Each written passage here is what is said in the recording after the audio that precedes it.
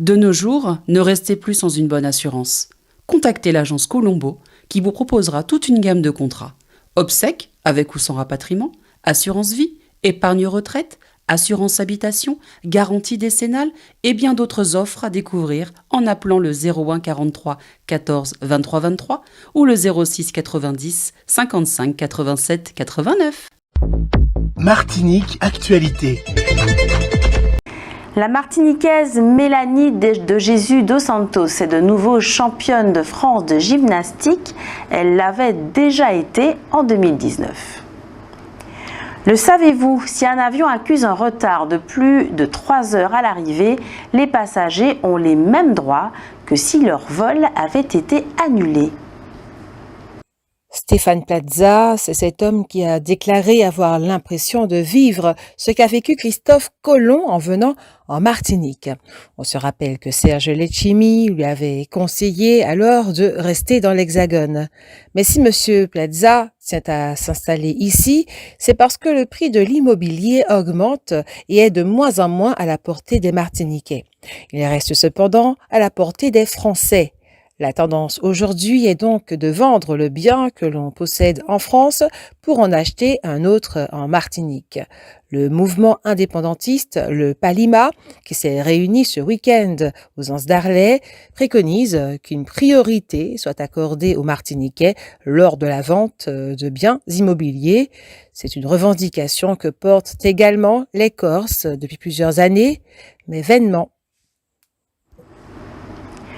En Martinique, 60% de la population âgée de 15 à 64 ans occupe un emploi, tant chez les femmes que chez les hommes.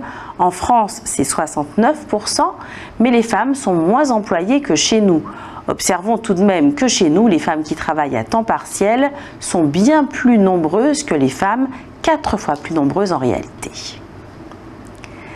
Samedi, 304 698 Martiniquais inscrits sur les listes électorales étaient donc invités à voter pour choisir les députés qui vont siéger pour les 5 ans qui viennent au Parlement européen.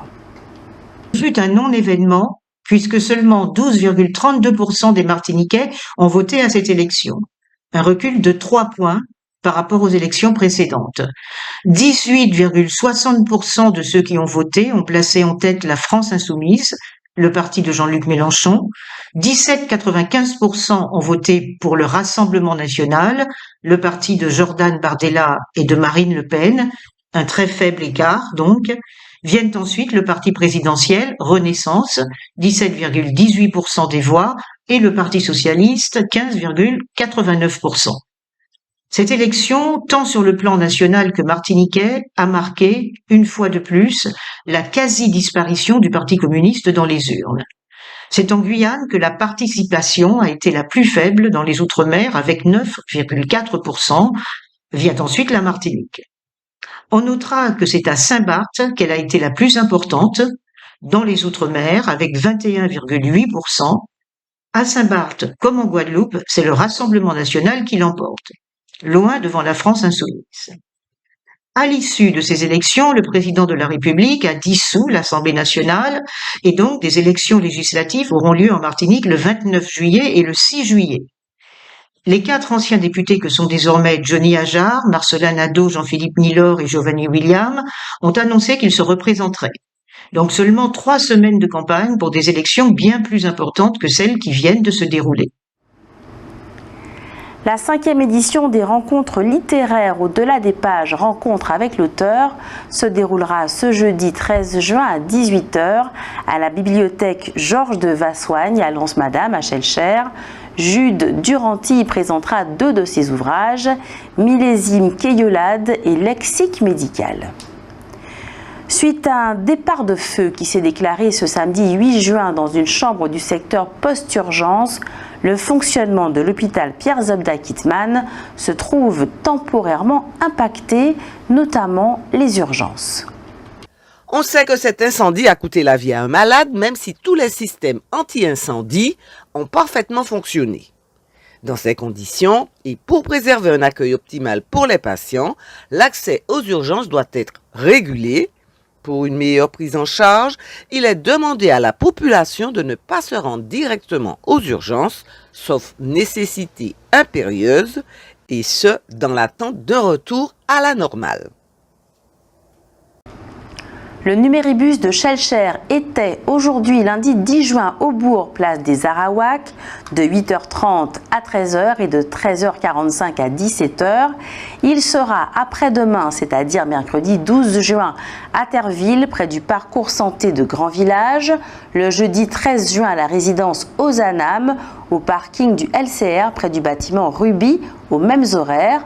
Vendredi 14 juin, le numéribus sera à Font-la-Haye, sur la place du Front de Mer, de 8h30 à 13h.